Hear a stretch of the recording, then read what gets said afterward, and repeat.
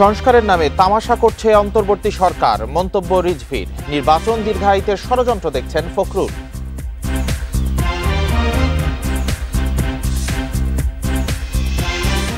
ঈদযাত্রায় নির্বিঘ্নে বাড়ি ফিরছে মানুষ, সময় মতো ছাড়ছে ট্রেন, মহাসড়কেও নেই যানজটে ভোগান্তি।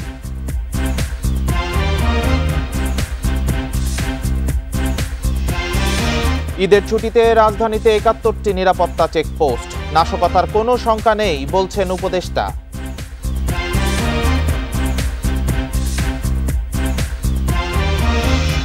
ঈদের পর সয়াবিন তেলের দাম লিটারে ১৮ টাকা বাড়ানোর ঘোষণা ব্যবসায়ীদের, সিদ্ধান্ত জানায়নি সরকার।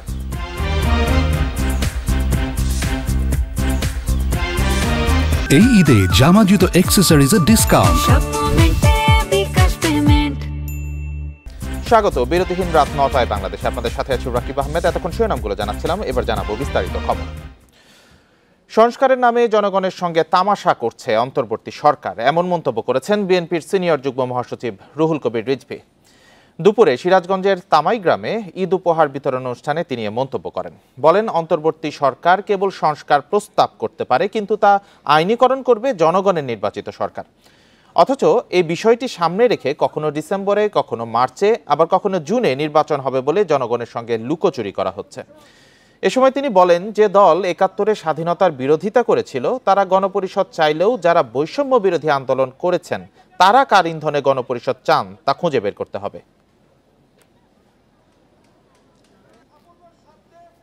সংস্কারের কথা বলে আপনারা লুকোচুরি খেলছেন জনগণের সাথে। একবার বলেন ডিসেম্বর, একবার বলেন মার্চ, একবার বলেন জুন। কেন এই লুকোচুরি খেলা?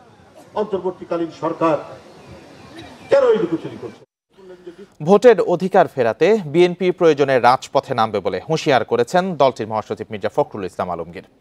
বিকেলে রাজধানীতে ঈদ উপহার বিতরণের সময় এ কথা বলেন তিনি। মির্জা ফখরুল বলেন, সংস্কারের কথা বলে নির্বাচন দীর্ঘায়িত করা হলে জনগণ মেনে নেবে না।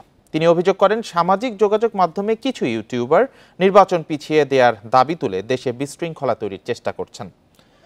তারা দেশে বিভাজন সৃষ্টি করতে চান বলেও মন্তব্য করেন বিএনপির মহাসচিব। এ সময় তিনি আরো বলেন, ভারত বা পাকিস্তান নয়, বিএনপি জনগণের পক্ষে।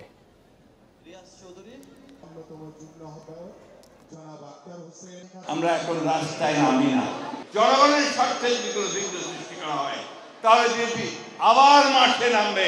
ষড়যন্ত্র হচ্ছে, চক্রান্ত হচ্ছে দেশে বিদেশে, আপনাদেরকে আবার আপনাদের ভোটের অধিকার থেকে বঞ্চিত করবার জন্য।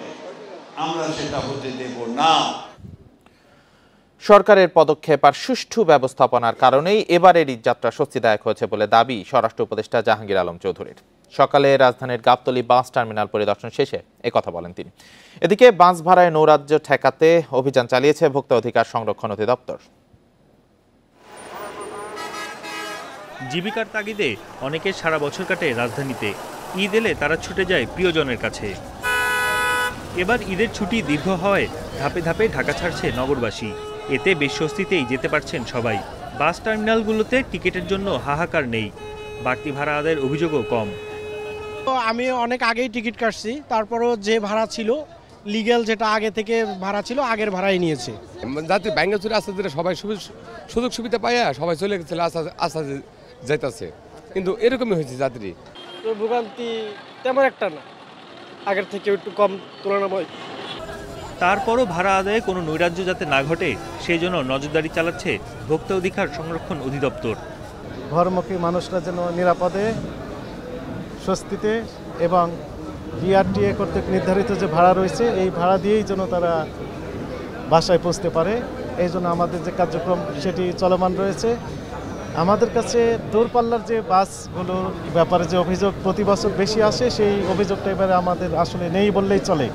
এদিকে ঈদযাত্রা পরিদর্শনে রাজধানীর গাবতলী বাস টার্মিনালে যান স্বরাষ্ট্র উপদেষ্টা। সবাই স্বস্তিতে বাড়ি ফিরতে পারায় সন্তুষ্টি প্রকাশ করেন তিনি। নির্ধারিত যে ভাড়া আছে ওই ভাড়াই কিন্তু সবাই এখনো যাচ্ছে। দুই একটা ছোটোখাটো কমপ্লেইন আছে, ওটার এগেনস্টে আমরা অলরেডি ব্যবস্থা নিচ্ছি। তা আমরা সবাই মিলে দোয়া করব যাত্রীরা যেন ভালোভাবে যেতে পারে। ভাড়া তদারকির পাশাপাশি যাতায়াত নির্বিঘ্নে প্রতিটি বাস টার্মিনালে রয়েছে ভ্রাম্যমাণ আদালত। বনি ইবনে কামাল, ইন্ডিপেন্ডেন্ট নিউজ, ঢাকা। ঈদ করতে সবার গন্তব্য এখন বাড়ির দিকে। ঘরমুখী মানুষের কারণে সড়ক মহাসড়কে গাড়ির চাপ থাকলেও নেই দীর্ঘ যানজট। সড়কের পাশাপাশি নৌ রুটে উঠেছে স্বস্তির ভ্রমণ।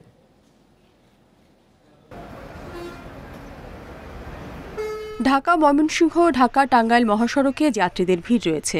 সড়কে বেড়েছে যানবাহনের চাপও। গাজীপুরে চান্দানা চৌরাস্তায় যান চলাচল করছে ধীর গতিতে।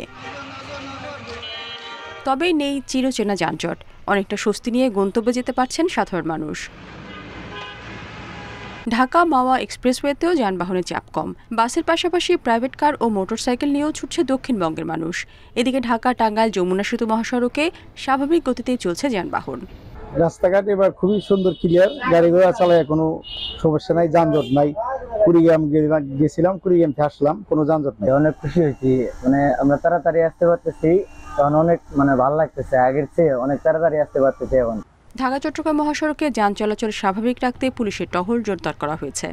মানুষ যেন নির্বিঘ্নে এবং সুন্দরভাবে ঈদ যাত্রা করতে পারে, তার জন্য আমরা নিরলসভাবে কাজ করে যাচ্ছি এবং সুশৃঙ্খলভাবে নিরাপদে একটা ঈদ যাত্রা উপহার দিতে পারবো এই আশাবাদ রাখি। বরিশাল সহ বিভিন্ন লঞ্চ টার্মিনালে নিরাপত্তা জোরদার করা হয়েছে। এছাড়া পাটুরিয়া, দৌলতদিয়া ও আরিচা কাজিরহাট নৌ রুটে স্বস্তিতে পারাপার হচ্ছেন যাত্রীরা। রাতবাড়ী দৌলতদিয়া ফেরিঘাটেও নেই গাড়ির সারি। রেশমি নন্দী, ইন্ডিপেন্ডেন্ট নিউজ। ঈদ যাত্রা নিয়ে আরো জানাতে রাজধানীর সদরঘাট থেকে যোগ দিয়েছেন সহকর্মী আরাফাতুর রহমান। আরাফাত, এবার তো সেই চিরচেনা যে ভোগান্তি ঈদ যাত্রায় সেটি এবার নেই, অনেকাংশেই নেই আর কি। তো এখন পর্যন্ত নৌপথে যাত্রা কেমন দেখছেন? সর্বশেষ বিআইডব্লিউটি এর তথ্য অনুযায়ী রাত 8টা 10 মিনিট পর্যন্ত ঢাকা নৌবন্দরে 96টি লঞ্চ, বিভিন্ন রুটের লঞ্চ ঢাকা এসেছে এবং ঢাকা থেকে 100টি লঞ্চ ছেড়ে গেছে। এবং সেই অর্থে এখানে এখনও যেই ভিড় আমরা দেখতে পাচ্ছি, বিআইডব্লিউটির কথা মতে এই ভিড় 9টা 9:30টার পর সর্বশেষ লঞ্চটি ছেড়ে যাওয়ার পর আর থাকবে না। ওনারা যেটি বলতে চাচ্ছেন যে এখনও অন্তত 20টি লঞ্চ এইখানে স্ট্যান্ড বাই হিসেবে রাখা হয়েছে এবং এই লঞ্চগুলো ছেড়ে যাবে 9:30, 9টা, 9:30 এবং 10টার মধ্যে এই লঞ্চগুলো ঢাকা ছেড়ে যাবে। অর্থাৎ যে দূরত্বগুলো বেশি ভোলা হাতিয়া যে লঞ্চগুলো রয়েছে এগুলো 10টার ভিতর ছেড়ে যাবে। চাঁদপুর থেকে শুরু করে কম দূরত্বের যে লঞ্চগুলো সেটি 12টা পর্যন্ত ছেড়ে যাবে। এবং তারা বলছেন যে আরও কিছু লঞ্চ এইখানে নদী বন্দরের আশপাশে রাখা হয়েছে, যদি যাত্রী বেশি হয় তখন তারা আরও কিছু লঞ্চ 10টার ভিতরে এখানে দিতে পারবেন বলে তারা জানিয়েছেন। এবং বিভিন্ন শিপিং লাইন, যারা বড় বড় শিপিং লাইন রয়েছে তাদের শিপিং লাইনগুলোকেও এনে তারা এই ব্যবস্থাপনা করতে পারবেন। তবে অভিজ্ঞ বিআইডব্লিউটির কর্মকর্তারা বলছেন যে তারা এই যে যাত্রীর চাপ, আজকে সবচেয়ে বেশি যাত্রীর চাপ ছিল, সেটি মোটামুটি 8টা 8:30টার মধ্যেই যে লঞ্চগুলো গিয়েছে তার ভিতরে কভার করে ফেলেছেন। এবং 8টার লাইভে আমরা দেখেছি যে তশরিফ 4 নামে যে লঞ্চটির কথা আমরা বলেছিলাম, যেটি 8:30টায় ছেড়ে যাওয়ার কথা ছিল, আমরা দেখেছি ঠিক 8:30টার সময় এটি নোঙ্গর উঠিয়ে ঢাকা নৌবন্দর থেকে চলে গেছেন, এটি দেরি করেননি। আর ভিড়ের বিষয়টিতে আমরা যেটা বলছি, আমরা অন্তত এখানে এই লাইনে দাঁড়ানো 4টি লঞ্চে আমরা গিয়েছি এবং 4টি লঞ্চে দেখেছি যে ডেকে, অর্থাৎ একেবারে নিম্ন আয়ের মানুষ যেখানে বসেন সেই ডেকে আমরা দেখেছি যে ডেকে কিন্তু আসলে কোনো সিট রাখার ব্যবস্থা আসলে থাকে না। ডেকে সবসময় অতিরিক্ত যাত্রী হয়ে যাওয়ার সুযোগ থাকে। আমরা ডেকে দেখেছি যে অতিরিক্ত যাত্রী হয়ে যাত্রীরা যাচ্ছেন এবং সেই ডেকে আমরা দেখেছি যে আসলে অনেক যাত্রী ছিল এবং ওইখানকার যেই যাত্রীরা ছিল তারা আমাদের বলেছেন যে ডেকে অন্যান্য বারের চেয়েও বেশি যাত্রী হিসেবে উঠানো হচ্ছে। আর বেশি ভাড়ার বিষয় যদি আমরা বলতে চাই, যে সরকার, আমরা 4টি লঞ্চে দেখেছি যে ধরেন হাতিয়ার যে ডেস্টিনেশন সেইখানে সর্বোচ্চ ভাড়া দেওয়া আছে ডেকে 510 টাকা। আমরা সেটা দেখেছি যেখানে লেখা আছে 510 টাকা, কিন্তু যাত্রীরা বলছেন যে এর ভিতরে যারা 300 টাকার দূরত্ব, 400 টাকার দূরত্ব বা 250 টাকার দূরত্ব যেখানে যাবেন তাদেরকেও ওই 500 টাকারই দিতে হবে বলে বলা হচ্ছে। এই ধরনের একটি অভিযোগ তারা করছেন। আর অন্যান্য যাত্রীরা যারা বলছেন যে অন্যান্য বারের তুলনায় এবার তারা কিছুটা স্বস্তিতে আছেন, কারণ এবার তারা অন্তত লঞ্চ পাচ্ছেন এবং মোটামুটি ঈদের যে যাত্রা, সেই যাত্রাটা অনেক স্বস্তিতে আছেন। অন্যান্য বারের তুলনায় বিআইডব্লিউটিতে শুরু করে যে ব্যবস্থাপনা কিছুটা ভালো আছে এবং পর্যাপ্ত লঞ্চ পাওয়া যাচ্ছে এবং তারা ছোটখাটো কিছু অভিযোগ ছাড়া মোটামুটি স্বস্তিতে ঈদ যাত্রা করছেন এবার যাত্রীরা। আরাফাতুর রহমান, আপনাকে ধন্যবাদ। সদরঘাট থেকে জানাচ্ছিলেন সহকর্মী আরাফাতুর রহমান। ঈদের ছুটিতে অনেকটাই ফাঁকা হয়ে গেছে রাজধানী ঢাকা, নেই যানজটে ভোগান্তি। গণপরিবহন কম থাকায় দীর্ঘ সময় অপেক্ষা করতে হচ্ছে যাত্রীদের। এবার ঢাকায় কোনো নিরাপত্তার শঙ্কা নেই বলে জানিয়েছেন স্বরাষ্ট্র উপদেষ্টা। রাজধানীতে ৭১টি নিরাপত্তা চেকপোস্ট বসানো হয়েছে বলে জানিয়েছে ডিবি। রাজধানীর শ্যামলী এলাকা, ব্যস্ততম সড়কে সারাক্ষণ লেগে থাকে যানজট। তবে এখনকার চিত্র অনেকটাই ভিন্ন, নেই চিরচেনা সেই যানজট ভোগান্তি। ঈদের ছুটিতে এরই মধ্যে অনেকটা ফাঁকা হয়ে গেছে নগরী। শনিবার রাজধানীর গাবতলী, শ্যামলী, আগারগাঁও, মিরপুর, মহাখালী, কারওয়ানবাজার, গুলশান সহ রাজধানীর বিভিন্ন সড়কে গণপরিবহনও ছিল কম। এতে গাড়ির জন্য দীর্ঘ সময় দাঁড়িয়ে থাকতে দেখা যায় অনেককে। এটা গাড়ি অনেক তো বাইরে চলে গেছে, তাই তো লোকজন ঢাকা শহরে এখন কম। রাস্তায় তো গাড়ি নেই, নিউ মার্কেট যাবো কোনো গাড়িই পাচ্ছি না। যাত্রী কমই পাওয়া যাচ্ছে, অ্যাপসে ওরকম টিপ আসতেছে না। যানজটহীন রাজধানীতে স্বাচ্ছন্দ্যে গাড়ি চালাতে পেরে খুশি চালকরা। দ্রুত যে কোনো জায়গায় পৌঁছতে পারছেন তারা। সারাক্ষণ জ্যামজটের ভিতর গাড়ি চালাইছি, এখন মনে করেন যে মানে পুরা ফ্রি, এটা ফিলিংসই অন্যরকম লাগতেছে। ফাঁকা জায়গায় রাস্তায় চালাইতে তো মনে করেন যে ভালোই লাগতেছে। এদিকে মনে হয় যে আবার কামাই কমে গেছে আমাদের। এই রাস্তাঘাট একদম খালি, নিজের ইচ্ছা মতো ঘোরা যায়, সব জায়গায় যাওয়া যায়, একটা স্বস্তি কাজ করে আর কি। ঈদে রাজধানীকে নিরাপদ রাখতে ৭১টি চেকপোস্ট স্থাপন করা হয়েছে বলে জানান ডিবির অতিরিক্ত কমিশনার। জানান, মার্কেট ও বাসাবাড়ির নিরাপত্তায় কাজ করবে বিশেষ টিম। জননিরাপত্তা বিধানে 2 পালায় ডিএমপির 667টি টহল টিম দায়িত্ব পালন করে আসছে। ৭১টি পুলিশি চেকপোস্ট বসানো হয়েছে। জাল টাকা তৈরি ও সরবরাহ রোধে ডিবি অত্যন্ত তৎপর রয়েছে। এদিকে ঢাকায় এবার ঈদের ছুটিতে নাশকতার শঙ্কা নেই বলে জানিয়েছেন স্বরাষ্ট্র উপদেষ্টা। আর কোনো ধরনের নাশকতার চেষ্টা হলে জনগণকে নিয়ে তা মোকাবিলা করার কথা জানান তিনি। এখানে আল্লাহ দিলে কোনো ধরনের ষড়যন্ত্রের হুমকি নাই, আর ষড়যন্ত্রের যদি কোনো হুমকি থাকে আপনারাই মোকাবেলা করবেন আমাদের সাথে মিলে। আমরা চেষ্টা করতেছি পুরাটা ঈদে যেন আল্লাহ লোকেরা ভালোভাবে যেতে পারে এবং তারা আবার যেন ভালোভাবে ফিরে আসতে পারে। সারা দেশে নিরাপত্তা নিশ্চিতে সব বাহিনীর ছুটি বাতিল করা হয়েছে বলেও জানান উপদেষ্টা। জাহিদুল ইসলাম, ইন্ডিপেন্ডেন্ট নিউজ, ঢাকা। ঈদের পর তেলের দাম বাড়াতে যাচ্ছে ব্যবসায়ীরা। বোতলজাত সয়াবিনের দাম লিটারে 18 টাকা ও খোলা সয়াবিনের দাম 13 টাকা বাড়াতে চান তারা। কর সুবিধার মেয়াদ শেষ হয়ে যাওয়ায় 1 এপ্রিল থেকে নতুন দাম কার্যকরের ঘোষণা দিয়েছেন ব্যবসায়ীরা, যদিও এখনো কোনো সিদ্ধান্ত জানায়নি বাণিজ্য মন্ত্রণালয়। জানুয়ারিতে তেলের দাম বাড়াতে বাণিজ্য মন্ত্রণালয়ে 2 বার চিঠি দেয় ভোজ্য তেল উৎপাদক সমিতি, কিন্তু সরকার তাতে সাড়া দেয়নি। আগের দামে তেল বিক্রি হচ্ছিল এতদিন, কিন্তু ঈদের পর দাম বাড়ছে। বৃহস্পতিবার দাম বাড়ানোর কথা লিখিতভাবে ট্রেড অ্যান্ড ট্যারিফ কমিশনকে জানিয়েছে ভোজ্য তেল উৎপাদক সমিতি। নতুন সিদ্ধান্তে 1 লিটার বোতলজাত সয়াবিন তেলের দাম 18 টাকা বাড়িয়ে নির্ধারণ করা হয়েছে 193 টাকা। একইভাবে খোলা সয়াবিন ও পাম তেলের দাম 13 টাকা বাড়িয়ে নির্ধারণ করা হয়েছে 170 টাকা লিটার। রোজার আগে দাম সহনীয় রাখতে কয়েক দফায় ভোজ্য তেলের আমদানি, উৎপাদন ও ব্যবসায়ী পর্যায়ে কর ছাড় দেয় সরকার। এর মেয়াদ শেষ হচ্ছে 31 মার্চ। তাই কর সমন্বয় করে তেলের নতুন দাম নির্ধারণ করা হয়েছে বলে দাবি ব্যবসায়ীদের। 31 মার্চ তো আসলে আপনার ভ্যাটের অব্যাহতি শেষ হয়ে যাচ্ছে, তো তার মানে আপনার 1 তারিখের পর থেকে আমরা যা পণ্য সরবরাহ করব এটার উপরে ভ্যাট আরোপ হবে আর কি। এখন কাস্টমারকে ওই ভ্যাটটা দিয়েই পণ্য কিনতে হবে। বাজারে ভোজ্য তেলের দাম বাড়ার খবরে দুশ্চিন্তায় ভোক্তারা। দাম নিয়ন্ত্রণে তাগিদ তাদের। এখন তো চলতে পারতেছে না, আবার অনেক কষ্ট হইতেছে। আবার যদি দাম বাড়াতে তো আরো মরণ ছাড়া পথ নাই। পোলাপান পড়ালেখার খরচ সব দিক দিয়ে মানে আমাদের বেশি একটা হয়ে যায় আর কি, জামালায় পড়ে যায়। জিনিসপত্র দাম বাড়লে একটু কম থাকলে আমাদের জন্য ঠিক সেফটি বেস হয় আর। বোতলজাত সয়াবিনের দাম সবশেষ বাড়ানো হয়েছিল গত 9 ডিসেম্বর। তখন লিটার প্রতি দাম নির্ধারণ করা হয় 175 টাকা। Shahid Ahmed, independent news, Dhaka. চীনে 4 দিনের সরকারি সফর শেষে দেশে ফিরেছেন প্রধান উপদেষ্টা অধ্যাপক মোহাম্মদ ইউনূস। শনিবার রাত 8:10 হযরত শাহজালাল আন্তর্জাতিক বিমানবন্দরে নামেন তিনি। বেইজিং ক্যাপিটাল আন্তর্জাতিক বিমানবন্দর থেকে ডক্টর ইউনূসকে বিদায় জানান চীনের প্রেসিডেন্ট শি জিনপিং এর চিফ প্রোটোকল অফিসার ও পররাষ্ট্র মন্ত্রণালয়ের সহকারী মন্ত্রী হং লেই। ইউনূস চীনে পৌঁছান বুধবার। শুক্রবার প্রধান উপদেষ্টা চীনের প্রেসিডেন্ট শি জিনপিং এর সঙ্গে বৈঠক করেন। শি এর সঙ্গে বৈঠকের পর মোহাম্মদ ইউনূস প্রেসিডেন্সিয়াল বেইজিংয়ে চীনা ব্যবসায়ী নেতাদের সাথে একটি ইনভেস্টমেন্ট ডায়ালগে অংশ নেন।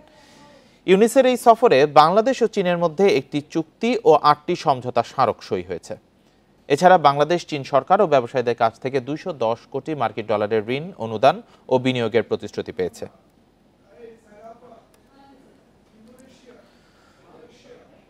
পবিত্র ঈদ উল ফিতরের দিন বন্ধ থাকবে মেট্রো রেল। পরদিন থেকে আগের নিয়মে মেট্রো রেল চলাচল করবে। ঢাকায় মেট্রো রেল নির্মাণ ও পরিচালনার দায়িত্বে থাকা Dhaka mass transit company limited কর্তৃপক্ষ ভেরিফাইড ফেসবুক পেজে তথ্য জানিয়েছে। চলতি মাসের শুরুর দিকে রমজান মাসের জন্য মেট্রো রেলের নতুন সময়সূচি নির্ধারণ করে কর্তৃপক্ষ। প্রথম 15 দিন সময়ের কোনো হেরফের না হলেও শেষ 15 দিন ট্রেন চলাচলের সময় উভয় দিকে 1 ঘন্টা করে বাড়ানোর সিদ্ধান্ত নেওয়া হয়।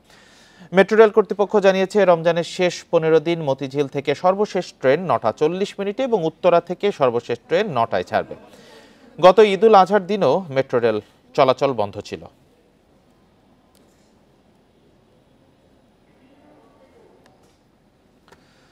ঈদের উপহার নিয়ে মামার বাড়ি যাওয়ার সময় বাস চাপায় প্রাণ গেল মোটরসাইকেল আরোহী 3 ভাইয়ের। সকালে বরগুনার পাথরঘাটা উপজেলার সোনার বাংলা এলাকায় এই দুর্ঘটনা ঘটে। এলাকাবাসী জানিয়েছে 2 বছর আগে পানিতে ডুবে মারা গেছে তাদের আরেক ভাই। এবার বাকি 3 জনকে হারিয়ে পাগল প্রায় তাদের স্বজনেরা। 3 সহোদর ভাইয়ের নিথর দেহের পাশে পড়ে আছে ঈদের রঙিন পোশাক। চারদিকে স্বজনদের আহাজারি। 3 সদস্যকে হারিয়ে বিষাদে পরিণত হয়েছে পরিবারের ঈদের আনন্দ।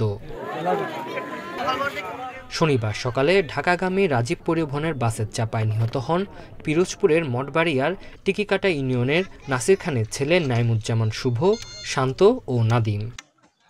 স্বজনরা জানান নাইমুজ্জামান শুভ ঢাকায় একটি বেসরকারি প্রতিষ্ঠানে কাজ করতেন। শনিবার ভোররাতে বাড়িতে আসেন। সকালে ছোট 2 ভাই শান্ত ও নাদিমকে নিয়ে মোটরসাইকেলে করে পাথরঘাটার কেরাতপুর মামার বাড়িতে ঈদের বাজার দিতে গিয়ে এই দুর্ঘটনা ঘটে। আমাদের এই লাইনে আমরা রাজীব পরিবহন চাই না। আমাদের এই লাইনে যদি 20টা দুর্ঘটনা ঘটে, 20টার ভিতরে আপনার 18টা ঘটে রাজীব পরিবহনের।